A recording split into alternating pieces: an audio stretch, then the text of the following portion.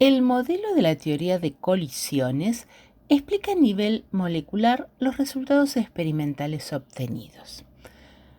Para que una reacción se produzca, es necesario que exista contacto entre las moléculas que van a reaccionar. De allí que cuanto mayor sea la concentración, tendremos mayor cantidad de moléculas y mayor será la posibilidad de que choquen. Pero no todos los choques son efectivos. Llamaremos choque efectivo a aquellos que producen reacción química, que en realidad son solo una pequeña porción del total de los choques. Las moléculas, para que los choques sean efectivos, deben estar bien alineadas, es decir, que deben chocar en determinadas posiciones y a su vez deben tener una energía tal que permita que el choque rompa las uniones y forme nuevas. Por lo tanto, según esta teoría, la velocidad de reacción dependerá de la cantidad de choques efectivos, los cuales dependen del número total de choques, que está relacionado con la concentración, de la alineación en el momento del choque, factor estérico, de la fuerza con que chocan. La suma de las energías de las moléculas debe superar un nivel mínimo de energía llamado energía de activación.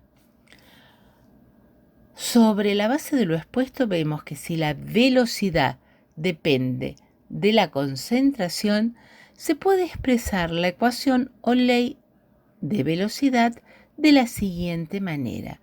Velocidad es igual a una constante por la concentración de reactivos, donde K es una constante, siendo la velocidad específica que es función de la temperatura. Hablemos ahora de la teoría del estado de transición. Una vez que el choque ha sido efectivo, se supone que existe un estado intermedio entre los reactivos y los productos finales, llamado complejo activado de vida media corta con alta energía. Este ordenamiento inestable es momentáneo y luego se forman los productos. La energía de activación que se mencionó anteriormente es la diferencia de energía potencial entre la energía de los reactivos y la del complejo activado, y es independiente de la diferencia entre reactivos y productos. La energía de activación es la mínima cantidad de energía necesaria para iniciar una reacción química. Y el complejo activado es una especie química que se forma con las moléculas de reactivo como resultado de una colisión, antes de que se forme el producto. Recordemos que una reacción exotérmica es aquella que libera calor. Los productos tienen menos energía que los reactivos. Una reacción endotérmica es aquella que se produce con absorción de calor. Los productos tienen mayor energía que los reactivos. Si graficamos la energía potencial en función de la coordenada de reacción, vemos la variación de la energía a medida que transcurre la reacción. Tenemos en la diapositiva graficadas las dos curvas según se trate de una reacción exotérmica o endotérmica. Hablemos de los factores que influyen en la velocidad de la reacción. Estos son la naturaleza de los reactivos, la concentración de los reactivos, la temperatura a la cual se desarrolla la reacción, el grado de división de los reactivos y el uso de catalizadores. La velocidad de las reacciones químicas varía ampliamente según la naturaleza de las sustancias que intervienen en ellas. Así, algunas se producen tan rápidamente que es casi imposible determinar su velocidad, o necesitan de métodos especiales para su determinación. Por ejemplo, las explosiones. Muchas reacciones que se producen entre iones, tales como neutralizaciones o precipitaciones, son muy rápidas. Vemos que el fósforo blanco se inflama espontáneamente, mientras que el hierro expuesto a la intemperie se oxida lentamente. Hay sustancias más reactivas que otras, ya que la energía de activación depende de las fuerzas de enlace de las moléculas de los reactivos. La velocidad de una reacción aumenta con la concentración de los reactivos, porque con mayor número de partículas A y B en un recipiente de reacción, mayor será la probabilidad de que choquen para poder reaccionar. La velocidad de una reacción aumenta con la temperatura, porque al aumentar la temperatura del sistema, se incrementa la velocidad a la que se desplazan las partículas. Si la velocidad a la que se mueven las partículas es mayor, la cantidad de energía que se liberará durante la colisión también será más grande, y esto favorece la ruptura de enlaces. Al aumentar la temperatura, aumenta la fracción de moléculas que logra alcanzar la energía de activación. Aumenta el número de choques porque se desplaza más rápidamente, dado que aumenta la energía cinética y por ende su velocidad.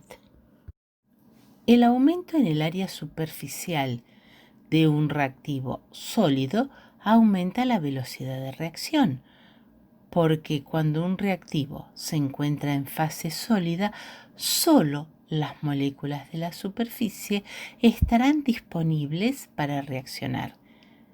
Entre más trituremos ese sólido, más aumentará su área superficial y por lo tanto mayor será el número de moléculas disponibles para reaccionar, mayor velocidad de reacción. La presencia de catalizadores, sustancias que en pequeña cantidad influyen sobre la velocidad de la reacción, aumentándola, catalizadores positivos, o disminuyéndola, catalizadores negativos, y que permanecen inalterados al cabo de la misma. El efecto que producen los catalizadores se conoce con el nombre de catálisis. Son sustancias que modifican la velocidad de una reacción sin consumirse durante la misma. Los catalizadores positivos facilitan la formación del complejo activado, cuya energía de activación es distinta, es menor de la que correspondería a la reacción no catalizada. Los catalizadores negativos aumentan la energía de activación del complejo activado. Entonces, la velocidad de la reacción disminuye. Tienen un efecto inhibidor. Los catalizadores forman parte de un nuevo complejo activado con menor energía de activación cuando es un catalizador positivo. Si la energía de activación es menor, la velocidad es mayor y viceversa si se trata de un catalizador negativo. Las enzimas son catalizadores biológicos. Cuando nos lastimamos, sobre la herida ponemos agua oxigenada. Inmediatamente aparecen burbujas. El agua oxigenada es una sustancia inestable que se descompone espontáneamente en agua y oxígeno. En el botiquín, esto ocurre lentamente, especialmente si no se expone a la luz. Esto cambia en presencia de un catalizador, la catalasa, una enzima cuya función es acelerar reacciones químicas. Algunas reacciones se ven afectadas por influencia de la luz, que actúa como un catalizador, aumentando su velocidad de reacción, como por ejemplo en las reacciones fotoquímicas, por ejemplo, el oxígeno que se transforma en la estratosfera en ozono. También tienen efecto sobre la descomposición del agua oxigenada, acelerando la misma. En esta diapositiva vemos 3 curvas con 3 órdenes de reacción. Orden 0 de primer orden y segundo orden. Si obtenemos una recta al graficar concentración de A versus tiempo, la reacción será de orden 0. Si obtenemos una recta al graficar logaritmo natural de A versus tiempo, la reacción será de primer orden. Y si obtenemos una recta al graficar 1 sobre la concentración de A versus tiempo, la reacción será de segundo orden. En la diapositiva 14 y 15, en cada una de ellas, hay un cuadro con las ideas principales que hemos desarrollado en este tema.